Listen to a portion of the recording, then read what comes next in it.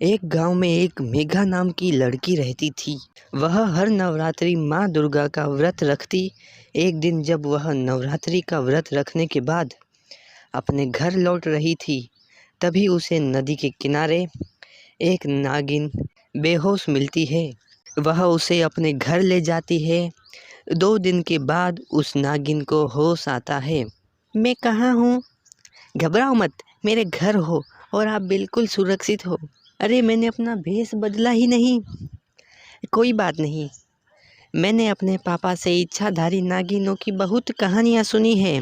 मुझे लगता है आप भी इच्छाधारी नागिन हो। लेकिन आप बेहोश कैसे हुई? मुझ पर एक मगरमच्छ ने हमला कर दिया था। फिर क्या हुआ मुझे नहीं पता। कोई बात नहीं, आप आराम करो। कुछ देर बाद मेघा के पिता घर आते हैं और मेघा से कहते हैं वो ज़मींदार अपनी ज़मीन वापस देने को तैयार ही नहीं है। फिर उनकी नज़र उस नागिन पर जाती है। अरे ये घर में कैसे घुस आई, इसे मारो। नहीं पिताजी, यह बहुत अच्छी है। यह मुझे नदी किनारे बेहोश मिली तो मैं इसे घर ले आई, लेकिन हमारे पास तो इसे खिलाने के लिए कुछ भी नहीं है।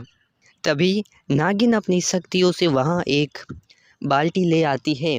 फिर वह कहती है, ये एक जादुई बाल्टी है। इसके अंदर पानी डालकर तुम जो मांगोगे ये तुम्हें वह निकाल कर देगी। मेघा और उसके पिता को इस बात पर यकीन नहीं हो रहा था। फिर मेघा उसमें पानी डालती और कहती है, ए बाल्टी, मुझे इस पानी से मिठाई बना कर दे। फिर उस बाल्टी में से मिठाई निकलती है। फिर मेघा और उसके पापा ये देखकर बहुत खुश होते हैं। उन्हें जब भी किसी चीज़ की ज़रूरत होती है वो उस बाल्टी से मंगा लेते। देखते ही देखते उनके परिवार के हालात सुधरने लगे। लेकिन इस बात की भनक गांव के जमींदार को लग गई। आखिर ऐसा क्या है उस रामू के पास जो वो इतना अमीर हो रहा है? फिर एक दिन जमींदार उनके घर के बाहर से छुपके से देखता है। ए बाल्टी, मुझे एक नई ड्रेस दो। उस बाल्टी से नई ड्रेस निकलते हुए जमींदार देख लेता है। फिर एक दिन वह उस बाल्टी को चुराता है। मेघना और नागिन जब घर आते हैं तो उन्हें वो जादुई बाल्टी नहीं मिलती। नागिन को पता चल जाता है कि उसे जमींदार ने ही चुराया है। फिर वो दोनों जमींदार के घर जाते हैं।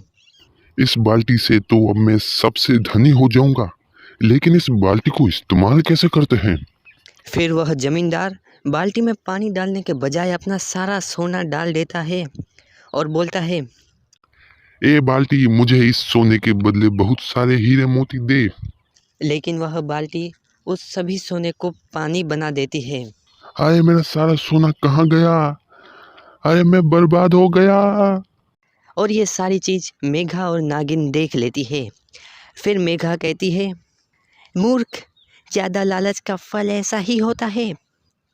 फिर जमींदार उस नागिन से मदद मांगता है और तभी वो नागिन दुर्गा माता में बदल जाती है और कहती है, अरे पापी, मैंने कितनी बार तुझे नज़रअंदाज किया, लेकिन तू मासूम लोगों को ठगता ही गया। इसलिए मैंने ये जादुई बाल्टी मेघा को दी ताकि तू इसे ले जाए और तुझे सबक मिले। इतना कहने के बाद माँ दुर्गा वहाँ से अदृश्य हो जाती है।